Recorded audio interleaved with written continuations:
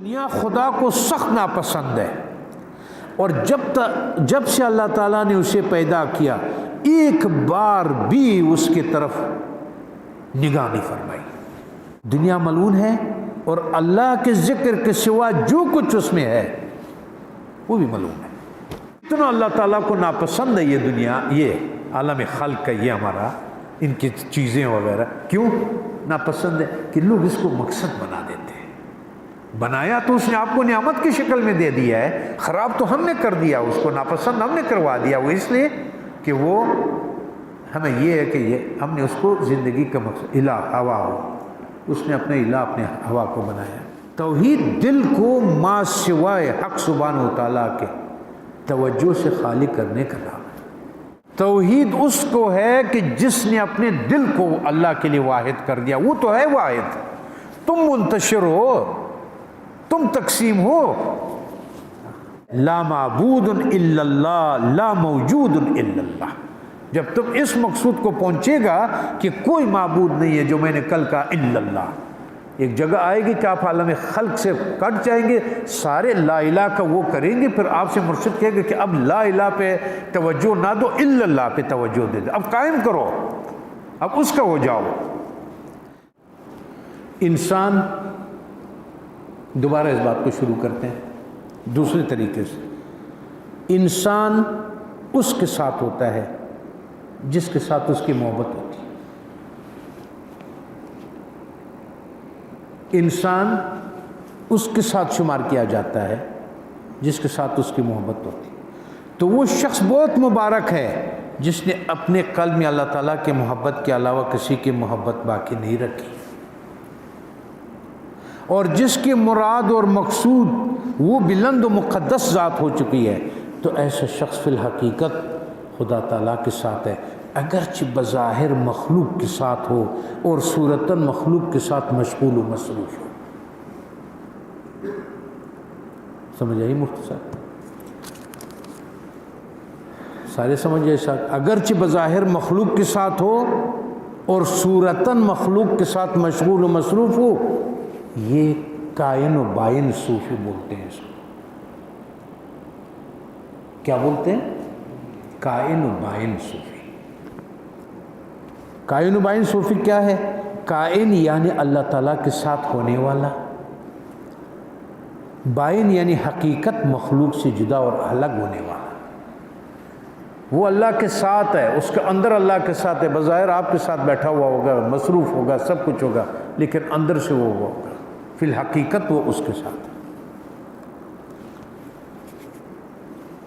کائن سے یہ مراد ہے صورتاً مخلوق کے ساتھ ہونے والا، اور بائن یعنی فی الحقیقت ان سے الگ اور جدا۔ اور قلب کی محبت، دوبارہ سن لیں، قلب کی محبت ایک سے زیادہ اشیاء کے ساتھ نہیں ہو سکتی۔ اگر ایک آدمی کہتا ہے کہ میں ان چیز سے بھی محبت رکھتا ہوں، اس چیز سے بھی رکھتا ہوں، ان چیز سے بھی رکھتا ہوں، تب انسان ادھر پہنچتا ہے، تب رسول اللہ صلی اللہ علیہ وسلم کی یہ بات سامنے آ جاتی ہے کہ انہوں نے فرمایا اگر میرے دل میں کسی کے لیے جگہ ہوتے تو میں ابو بکر کو اپنے دل میں جگہ دے دیتا۔ تو اگر انسان یہ کہتا ہے قلب کی محبت ایک سے زیادہ اشیاء کے ساتھ نہیں ہو سکتے، تو جب تک اس کا تعلق حبی اس ایک کے ساتھ رہے گا، اس کی ما سوا کے ساتھ نہیں ہو سکتا۔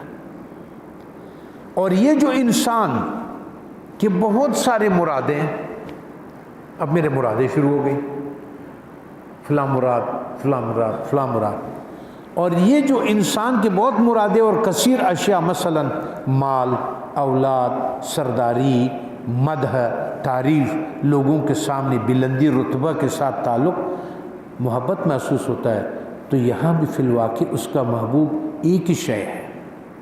جب اس کا محبت اس کے ساتھ ہو جاتا ہے نا، اس کے بعد وہ جن جن چیزوں کے ساتھ بھی اس کا واسطہ ہوتا ہے، وہ دل سے اس کے ساتھ نہیں ہے، دل اس کا کہیں اور ہے۔ اور کیا چیز ہے؟ اور وہ اس کا نفس ہے، اور ان سب کے ساتھ محبت اپنے نفس کے ساتھ محبت کی فروعات ہے، کیونکہ ان اشیاء کی چاہت اپنے نفس کے لیے ہے۔ اگر وہ محبت نہیں ہے تو جن جن چیزوں سے بھی محبت ہے وہ نفس کے زیر اثر عالم خلق سے ہے اس کا، نہ کہ بذات خود ان اشیاء کے ساتھ۔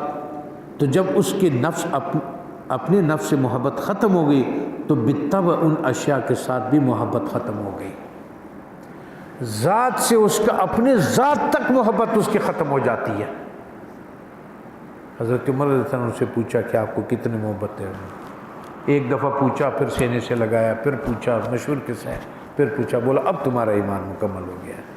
اب اگر تم اپنا محبت بھی تمہارا ختم ہو گیا تو جائے باڑ میں ہمارے سارے مال دولت اولاد سب کچھ، پھر وہ اس کے نہیں کرتا۔ پہلے اپنے نفس کی محبت، کیونکہ یہ سارے جو محبتیں آپ کے وجود میں آتے ہیں اپنے نفس کے ہیں، نیچے نفس کی ریشے ہے، یہ ان کی جڑیں ہیں جو پہلے ہوئے ہیں۔ جب اپنے نفس سے محبت ختم ہو گئی تو اس کے بعد کسی چیز سے محبت نہیں رہے گی۔ اس بنا پہ کہا گیا ہے کہ بندے اور رب کے درمیان انسان کا اپنا نفسی حجاب ہے۔ تو ادھر بات ہی ختم ہو گئی جب اس قدم میں آپ جاتے ہیں نا، جب آپ اس نے کہا کہ اپنے نفس کے اوپر قدم رکھو، دوسرا قدم اللہ کے پاس ہے، وہ یہ ہے کہ جب آپ کو ادھر ادھر اولاد کی بات نہ کرو، آپ کو اپنے آپ بہت پیاری ہے، اس کے بعد جو جو چیزیں اس کے ساتھ پیاری ہے تو وہ ہے۔ تو سوال ادھر ہے کہ آپ کا اصل حجاب جو ہے اللہ اور آپ کے درمیان میں آپ کا اپنا ہے، دوسری کائنات حجاب نہیں ہے۔